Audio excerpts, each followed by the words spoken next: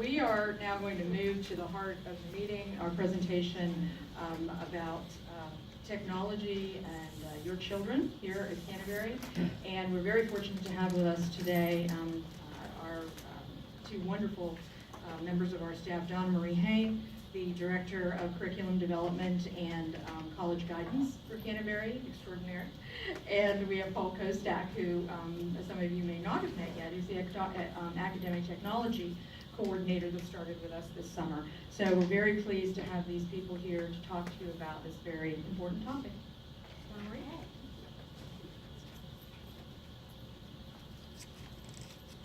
I have my assistant. Good evening. Thank you, Mrs. Hanna and the Parents Association Board for hosting this event. If you have ever been to any of my programs, you will know that I value your time and adhere to a strict presentation schedule so that we may end the program by 7:30 and give you all of this wonderful information. I will ask that you hold your questions until the end of the program.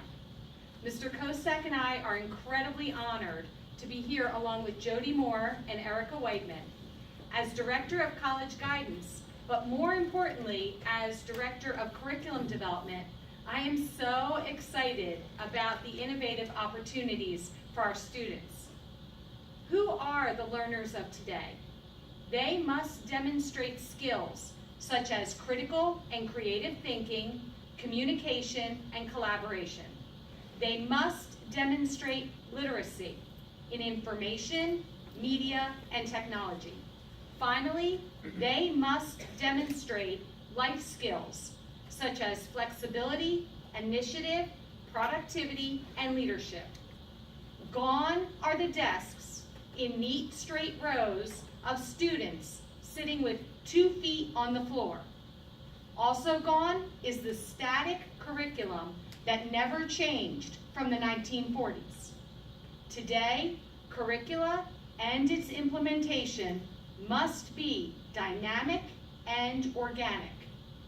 While critical thinking skills have not changed and remain a top priority, students today must also practice collaboration, communication, and creativity to be competitive in college admissions and the workplace. For example, the juniors yesterday created their own online portfolios for college admissions, as well as marketing themselves for scholarship opportunities. This is going to be great. Kim, get ready. In the course of 45 minutes, 30 juniors earned micro scholarships totaling $3,957,024.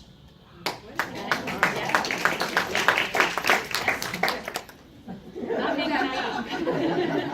John Milkovich is going to check with me. Colleges also have embraced the innovative spirit. Goucher College now has a video application process.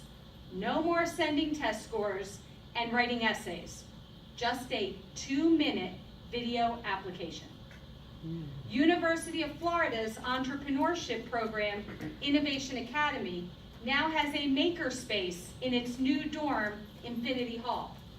Other colleges with spaces dedicated to innovation, entrepreneurship, and invention include Georgia Tech, University of Wisconsin, Texas A&M, University of Chicago, Duke, Harvard, and University of Southern California.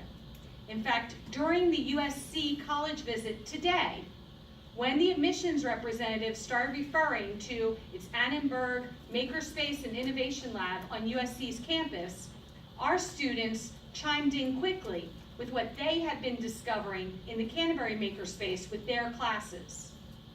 Prepared to take our students into this bold new world, our teachers and technology team have collaborated to implement innovative technology that is dynamic but still true to our mission of educating the whole child. Speaking on behalf of the faculty and the technology team, our newest member of the team, Paul Kostak, grew up in Connecticut. He began his professional career as an environmental and geophysical consultant. After 6 years of traveling the country and performing seismic surveys and groundwater sampling, he earned his master's in curriculum and instruction from the University of Connecticut. While teaching at Northwest Regional School, he led professional development sessions for faculty and staff on technology integration.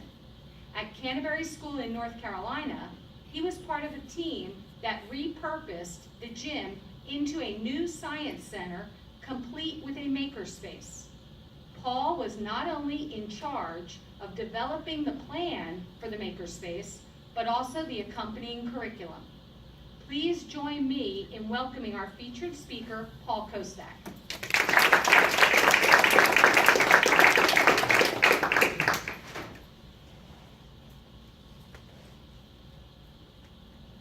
Thank you, Donna Marie, for that introduction. It really is a pleasure to be here tonight to talk about our program and the amazing opportunities that are occurring for our students. One of the most frequent questions that I've gotten since joining Canterbury in July is, what is a makerspace?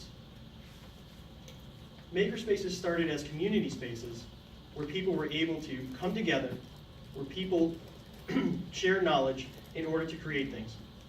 Every space is unique. Makerspaces can be in a warehouse or in your public library. Each location has different tools, which then leads to a variety of expertise in each space. They are not just in the community now. The Massachusetts Institute of Technology has a student-run makerspace on campus where students, staff, and faculty are allowed to work on any project that they like. A description of the space can be seen here. Notice the focus on modeling and the idea of a community that is designing and problem solving. Everything from 3D modeling, networking, textiles, and welding can be found in a makerspace. Most require a membership, but some can be open 24 hours a day where you can drop in anytime you like. The idea of the space and their purpose is for members to learn a new skill or work on a project they always wanted to, but didn't have the tools, resources, or expertise. So why should Canterbury have a makerspace? A main focus of educators is for students to obtain higher order thinking skills. Bloom's taxonomy is a classification system that educators use to help design curriculum and assessments to reach that goal. It breaks down the way we learn into different levels of thinking. On the screen is a quote from David Sosa's book, How the Brain Learns. Please notice how it is stressing the idea of creating connections and how new learning will be retained for future use. A makerspace is a perfect location for students to demonstrate their learning at a higher level in ways that correspond with Canterbury's existing curriculum. We are not running makerspaces as drop-in centers, which is what many schools are doing. We have created a space that differentiates us from other schools. We are enhancing our already fantastic curriculum by integrating the space and available technology to create authentic products and by having every student use the space. It is important to know we are not forcing any curriculum to change. We are allowing students with different learning styles to display their knowledge in a different form and allow the students to take ownership in their learning.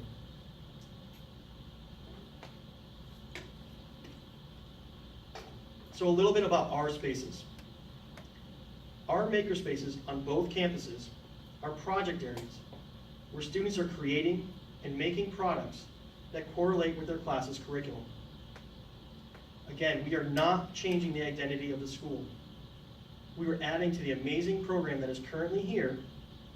Students are producing projects that are visual, demonstrate a student's knowledge. This space, or these spaces, are bridging gaps that reach more types of learners. Our Knowlton space is also an area, though, that a student can come and expand their learning on their own time. They are able to explore the likes of electronics, coding, robotics, and even textiles at their pace and on more of an individual level. This again puts the student in the driver's seat of his or her learning.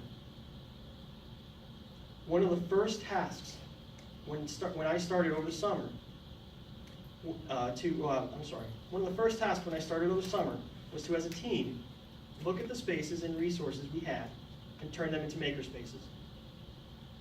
The first goal was to create a flexible working space at both campuses that could house different sized classes for different projects. We changed some furniture around, we added some movable added some movable shelving to achieve this. We then made some purchases of supplies that were needed to start the year based off of teacher projects and new programs at Canterbury, including the robotics and coding programs. We've also been lucky enough to have some direct donations of materials, including Raspberry Pis, which are mini computers, a complete textile station, and 3D printers for both campuses, all of which have been amazing additions to the spaces. The makerspaces are by no means complete, but they are functional and their uses increase every week. The growth of the spaces and what purchases are needed going forward is going to be driven by the faculty as we integrate the spaces and technology into our curriculum. We currently have every student on both campuses using Makerspaces. Not only are teachers able to sign up to use the space, but grades PK through 8 have a technology class once a week, and grades 9 through 12 have a class once a rotation in the Makerspace. Ms. Whiteman and I work as the academic technology coordinators for Canterbury. There are different arms or facets to our job. We both teach technology classes, manage a makerspace, and manage the academic technology resources for our campus. Ms. Whiteman currently teaches technology classes in grades 5 and 6, is responsible for the academic integration, academic resources, and the makerspace at the Huff campus. I am teaching classes grades 7 through grade 12, and am responsible for the integration, resources, and the makerspace at the Knowlton campus. We meet weekly here in the makerspace to discuss the curriculum and the scopes of our classes, technology integration with teachers, and the use of the makerspaces. We are also working hand in hand with Donna Marie to ensure a successful program PK through 12.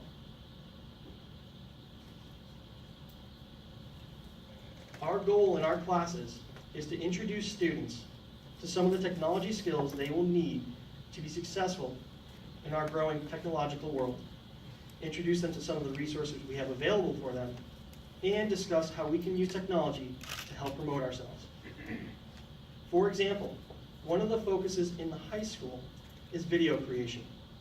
We will be walking through the process of developing a quality video and different ways of publishing them with the high school students. This unit is important as more and more seniors are using video to separate themselves from other candidates in the college admission process. In grades 5 through 8, there's a heavy emphasis on robotics and the ability to problem solve using a robot. The units will focus on collaborative work and breaking down a problem to its simplest form. In grades 1 through 4, our youngest students use apps and subscription resources to practice and reinforce what they are learning in the classroom. They have activities reinforcing problem-based learning with Legos. We are also having discussions about digital citizenship and what it means to have an online presence in all grades. We are using tools like Google Apps for Education, for file creation and management, and a nationally recognized curriculum to discuss what it means to be a citizen in our digital world, and how to be a positive member in it. We are having appropriate grade level programming and robotics units with all grades 2 through 12. We are using the Massachusetts Institute of Technology Scratch programming language and LEGO Robotics to achieve this. This is laying the groundwork for future advanced programming and robotics classes. Robotics is changing the world we live in, and every student should be touching a robot, including students that are not interested in technology. The computational thinking and spatial thought processes that go into programming a robot are transferable to any discipline and help build strong learners. The August edition of the Harvard Political Review had a story on the rise of the robotic workforce. And to quote it, "Robotics have begun and will continue to transform the workforce in profound and inevitable ways." We are also introducing 3D design in some grades. Currently, grade 8 and grade 12 are 3D modeling on the Knowlton campus. Huff also has their own 3D printer that will be used with Ms. Whiteman and Mrs. Jones. It is now believed that 35% of engineering jobs require 3D modeling and printing skills. This is amazing, since 3D printing has really just hit the mainstream the last couple years and recently started finding their ways into schools. Now our students are getting exposed to the process. Another facet of our job is integration. We are meeting with teachers to help them integrate technology and the makerspace into their curriculum. Again, we are not forcing a change to their curriculum. We are looking to enhance it by utilizing the resources we have and allow students of all styles to succeed. I start every meeting with teachers. Is there a project or an activity you've always wanted to do but never knew where to start or didn't have the resources? This approach is getting teachers excited about the process and the space. The integration process starts with conversations or meetings between faculty and a coordinator. We then work together until a lesson or project is completed. We want to give you a few examples where the integration process has already been accomplished this year. It is important to remember that we are just finishing up our first term, and many conversations or meetings have occurred, but not all projects have yet been completed. Ms. Whiteman has weekly meetings with the grade 4 teachers about integration of technology and the makerspace. During one of their meetings, they were discussing a unit on area and perimeter. The idea of using Legos to create different sized rectangles with a set perimeter and then comparing the area of each rectangle was discussed. The lesson idea addressed geometry concepts and formulas for area and perimeter. It allowed the students to explore the content through a manipulative and record the results in a data table. Ms. Whiteman then gathered the appropriate supplies and scheduled the lesson with the teachers. For the lesson, both grade 4 classes were combined and put into groups. The groups were challenged with finding the largest area of a rectangle with a perimeter of 36 units. Throughout the class, data was shared on the board and creations were shared with the class.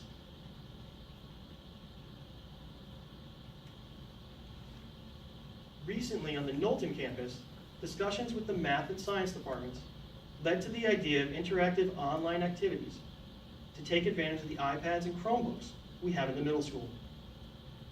I scheduled a meeting with both departments and showed them some free, interactive, research-based science and mathematics simulations from the University of Colorado.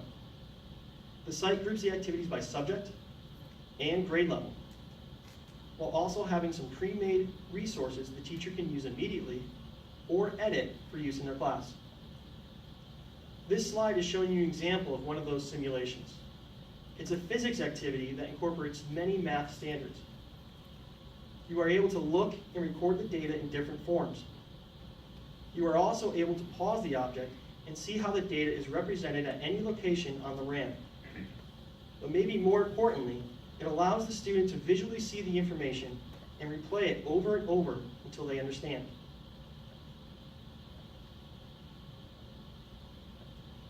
One of my first meetings occurred in August before school started.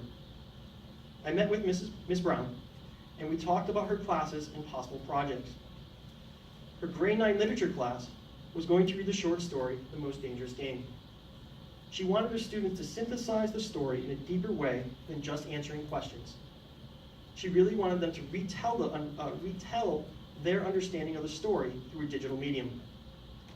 It is the idea of how an active reader creates a visual in their brain while reading. She wanted her students to then create the visual through a comic strip or something similar, but did not know where to start.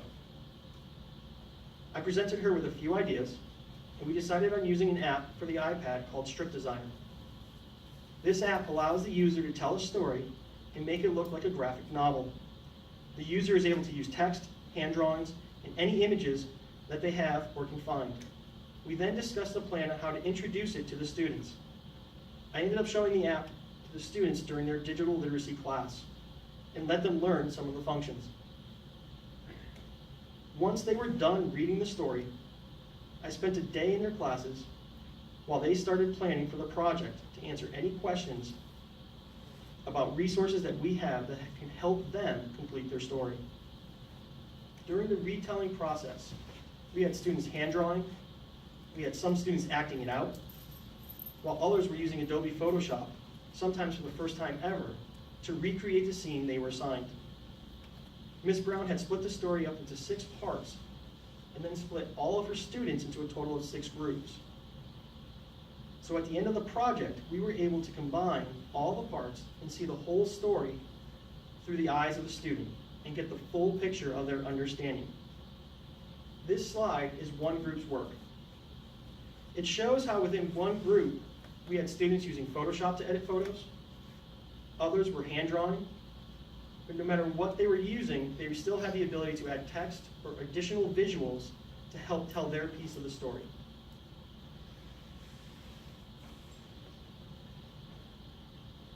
I mentioned before how we were not using the Makerspaces solely as drop-in centers. The Knowlton space does have the ability for students and staff to come in and learn on their own though. We already had multiple students come in during a free period, lunch, and after school, either to continue something started in class or to learn something new. For example, I had a sophomore come up to me after class and ask if he could work on the robotics. My first response to a question like that is usually why. I want to make sure they're not just coming up to mess around. His response, I really want to learn how to use the sensors. I immediately said yes. This response is exactly what you hope for as a teacher. The sensors are not needed in class currently, and we may never even get to them. But he was self-motivated and wanted to learn on his own time. He even had another student come with him after school, and they spent about 45 minutes exploring, trying different sensors and different ways of programming them. I've had multiple students come to the Makerspace to learn more about 3D design. Some are already designing their own objects, even though we have not had any class time to talk about the process in their grades. 3 seniors also gave up their free period to put more time into learning functions of the 3D design program we are using in their class. All of these are examples of students taking control of and investing in their learning. The space is also a door to other schools and the greater educational community. One of our teachers has already been in contact with a teacher from another school in a different state for a potential project. The science teacher there would like our students to write a procedure for building a device that can be dropped and not allow the egg that it's holding to break. The students at the partnering school will do the same, then the directions will be swapped. Both schools will then build each other's devices and test them. This is a great extension of the egg drop activity that is done in grade 3. It allows the students to think and engage in conversations with students from another school while also participating in the engineering design process. We are hoping this leads to some wonderful Skype conversations between the schools to talk about the thought process and possible corrections or iterations before final testing.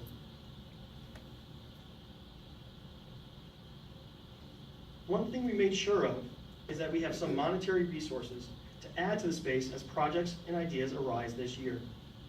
As we meet with teachers and develop ideas, it is important that we can get the right materials for the teacher and project.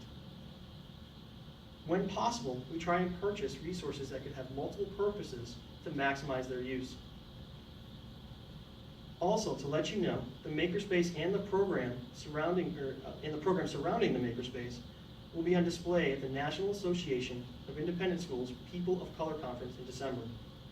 We will have information about our spaces alongside displays of other Makerspaces around the country. I will be involved with helping man the Makerspace at the conference and leading mini sessions for attendees. We would also like to have our own event or events where we open up the spaces to allow other members of our community to come and use the resources we have for students, including parents and siblings. We really would like to thank you for the opportunity to speak to you tonight about the Makerspace and the Academic Technology Program that is continually growing here at Canterbury. We would like to take a few minutes and open it up for any questions. And we know there's a raffle that's happening, and that's really the reason why you all came. So, we're going to take any questions you may have. You don't have to ask a question, but we're happy for it. I know there was a great deal of information that Mr. Kostak gave out. So, yes, the number I told you about the micro scholarships, that is legit. I didn't make it up. What does that mean? What's a micro scholarship? Or okay, so a micro scholarship is exactly what it sounds like. It's a tiny scholarship. So what the students did was they filled out an online portfolio. They actually went through 2 programs yesterday. One was called Zeme. You guys should check these out actually. So it's zeme.com. It's Z-E-M-E-E.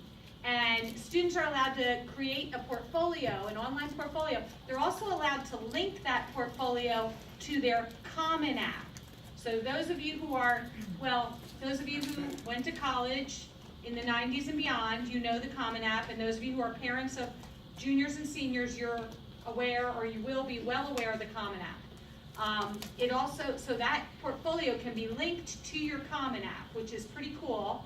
And then what that does is it gives you an opportunity in less than 2 minutes to do a video to show. So I have one student who's showing a video of himself speaking, and he is a Model UN student. He also is in theater. He also has a black belt. And so he is able to talk about those things, but also show videos and show, he has some pretty dramatic pictures of him doing his black belt. So he is able to link to colleges as a junior. Colleges are on this site looking at it. They're not necessarily awarding scholarships. The next one is Raise Me. Raise Me, and it's R-A-I-S-E-M-E. And that is a new company, and I've been a little hesitant and skeptical about this whole thing. There are some other micro scholarships where you get points, scholarshippoints.com. I'm not into that. It sounds like a pyramid scheme to me. But in Raise Me, there are legitimate colleges that will, as you complete your resume, I get an A in an honors class. Oh, Stetson's going to give you $500 for that. And so, and that is actually what institutional methodology, when you see merit scholarships, and I'm going to pick on Stetson because my own daughter went there. Stetson is notoriously generous with Canterbury students. If I have a student applying to Stetson, I know that student's probably going to get about $12,000 to $15,000 in merit scholarships. And what you don't remember is that Stetson's going to cost about $40,000 to $50,000 to go to. So these kids are all like, yes! I have one student who literally got about $1,575 from Stetson yesterday, and she was so stoked. She got money for getting an A in an honors class. She got money because she's a varsity athlete. She got money for something else too. Oh, no, she's not a Girl Scout. Girl Scouts discovered they got a ton of money yesterday, so they were pretty stoked about that. But what she also discovered was that Stetson is now creating a relationship with her, so it's a little bit of a marketing tool for the college, but also for the student, it's a marketing tool. So that she is marketing herself to not just Stetson, but all these other colleges. If she goes to Stetson, and here's where it gets a little murky and a little like, okay, this is where you start thinking I'm a little bit of a shyster. But only if she goes to Stetson is she going to get that $1,500. Okay, so that's partially it, you know. So yes, they actually accrued this money, and it is legitimate scholarship money. Okay, it is not just a number, which is why I don't like the points thing. But it is legitimate scholarship money, but it's only money that you can use if you go to that college. So be aware of that as well. Did I tell the students that? Yes. Did they hear it? No. Because they just heard, oh, colleges want me and they want to give me money, which with juniors, I'm all about that. If I can get a junior to sort of broaden his or her perspective and to recognize the validity of doing well in classes, of keeping those leadership positions, of performing community service and developing a relationship, hey, I'm great with that. As a matter of fact, I'm going to do this. Now, this was an experiment, and it was an experiment actually for this program. I wanted to see how much money we could get in 45 minutes. And I was blown away when they were like, I mean, they were shouting money amounts at me, and I was like, I don't believe you. And I'd run over to a student, I'm like, oh my gosh. And so I was pretty happy about that.